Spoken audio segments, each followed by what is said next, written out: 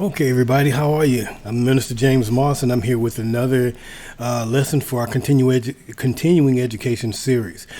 Right now, we're in the book of First Timothy, and we're covering this epistle from the Apostle Paul to Timothy, and in it has a lot of information that is good for us to really get into, glean from, understand, and see how we can put its practical use into our lives, into our daily lives. So today we're going to talk about Timothy's responsibility, and this is going to basically close out chapter 1.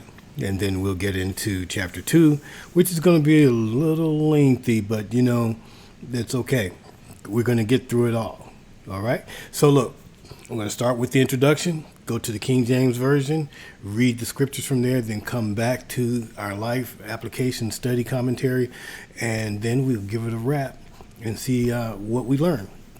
Remember now, for all of you, I want you to understand this. I don't pre-read the commentary, so sometimes I may stumble up or whatever, and sometimes, reading the King James Version, sometimes that is like, it's a tongue twister. So just bear with me. If I make a mistake, pray for me, but bear with me. We'll get through this. All right, so here we go with our introduction. From the high point of praise to God, Paul turned his attention back to Timothy. The young disciple faced a difficult situation in the church at Ephesus, but Paul knew he could handle the challenge. What Timothy needed in the meantime was encouragement and helpful instructions. Like a coach preparing his eager young fighter for the match of his life, Paul put an imaginary arm around Timothy's shoulder and passed on a few last-minute instructions. All right, so we're going to get into Timothy's responsibility and how Paul is kind of coaching Timothy. Well, we know that pretty much Paul was Timothy's mentor. All right, so here we go. Let's see here. And I want to make sure, because I did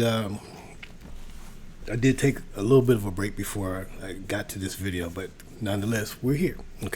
Okay. This charge I commit unto thee, son Timothy, according to the prophecies which went before on thee, that thou by them mightest war a good warfare, holding faith and a good conscience, which some, having put away concerning faith, have made shipwreck, of whom is Hymenaeus and Alexander, whom I have delivered unto Satan, that they may learn not to blaspheme. Okay, so that's ending the first chapter, okay? And what we're going to look at here, and just briefly out of my study Bible before I get back to the commentary, just to read this real quick. This charge, or this command, basically, this refers to the command to forbid the teaching of false doctrine. The prophecies which went before on thee, or the prophecies that pointed to you. These were divine revelations given through New Testament prophets, which pointed out to Paul that Timothy was to be his co-worker. How about that? And then here, faith is used in two different ways in this verse. The first faith is subjective, referring to Timothy's own personal trust or faith in God. Holding faith means that he is to maintain his confidence in God. The second faith is objective, referring to the body of revealed truth believed by the church, that is, the faith which was once delivered unto the saints, which you find in Jude 3. The last half of verse 19 may be translated, which is basically a good conscience, some having repudiated or have become shipwrecked concerning the faith, because some rejected their inner moral voice of conscience. They have strayed far from the truth of God into theological heresy.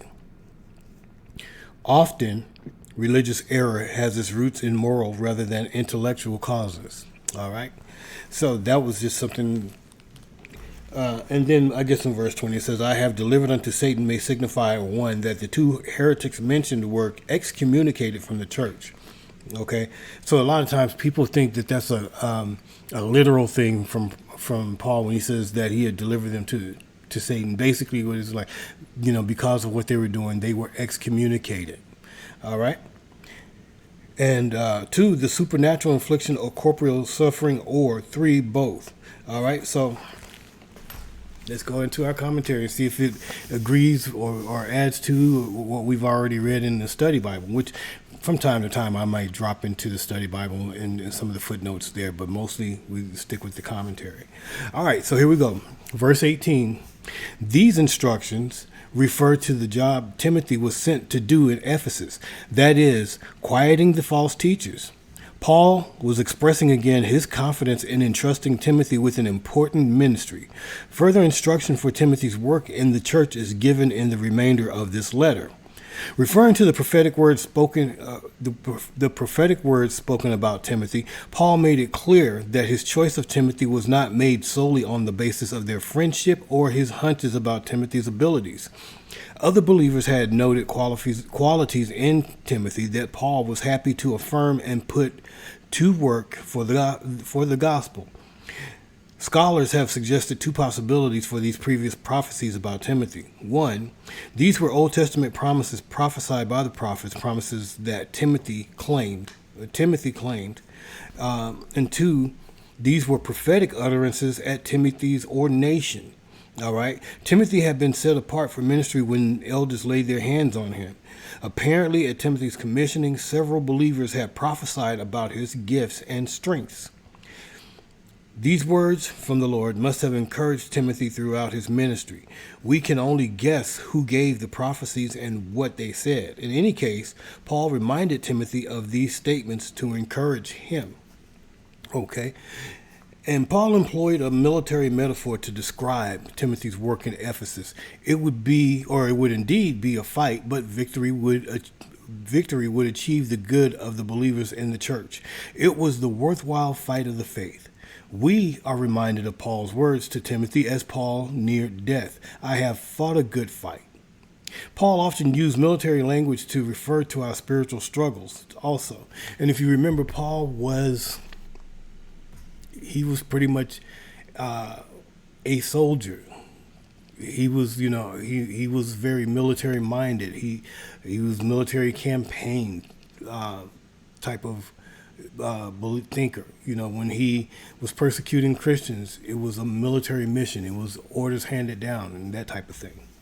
Verse 19, one's faith and one's morals cannot be separated. To cling tightly to the Christian faith and live by it results in a clear conscience. Faith and good conscience are like armor for the Christian. They keep us from giving in to temptation and to debilitating spiritual and moral sidetracks. Rejecting the faith and refusing to listen to one's conscience will end up in a shipwrecked faith. This deliberate action reflects heresy, not just backsliding. Wow. That's a good one to remember. Verse 20, apparently these 2 men had been members of the church because Paul had put them out of the church. We don't know who Alexander was. He may have been an associate of Hymenaeus or the coppersmith mentioned in 2 Timothy 4:14 who hurt Paul. But he was not the Alexander mentioned in the riot of Ephesus, which we find in Acts 19 and 33. Hymenaeus' error is explained in 2 Timothy chapter 2, verse 17 through 18. And he weakened people's faith by teaching that the resurrection of the dead had already occurred. To be turned over to Satan means that Paul removed these men from the fellowship of the church and back into the world, Satan's domain. Paul did this so that they would see their error and repent. The ultimate purpose of this punishment was correction so that they would learn not to blaspheme God. All right, 2 Timothy chapter 2 verses 5 through 8, chapter 4 verse 4, and then 2 Thessalonians chapter 3 verse 14 through 15, and 1 Corinthians chapter 5 verses 1 through 5 kind of all deal with the same subject matter. All right. The church today is often lax in disciplining Christians who deliberately sin. Wow. The church today is often lax in disciplining Christians who deliberately sin. Wow. Deliberate disobedience should be responded to quickly and sternly to prevent the entire congregation from being affected. But discipline must be done in a way that tries to bring the offender back to Christ and into the loving embrace of the church. The definition of discipline includes these words: strengthening, purifying, training, correcting, and perfecting. Condemnation, suspicion, withholding of forgiveness, or permanent exile should not be a part of church discipline. All right, so here we go. Paul is kind of putting some outlines on some of the things that he's letting Timothy know. You're going to be responsible for these things, and these are some of the, you're going to have to make some tough decisions. And some of these decisions, you're going to have to make some unpopular moves. All right, so hey, take the 3 verses today, read them again, listen to the commentary, ask God, hey, what does this mean to me? How does this include me? And how can I incorporate this into my life? Until next time, God bless you. God keep you. Thank you for what you do here with the Left to Omega. We appreciate it tremendously. And as I always say, study, study, study. God bless you until next time.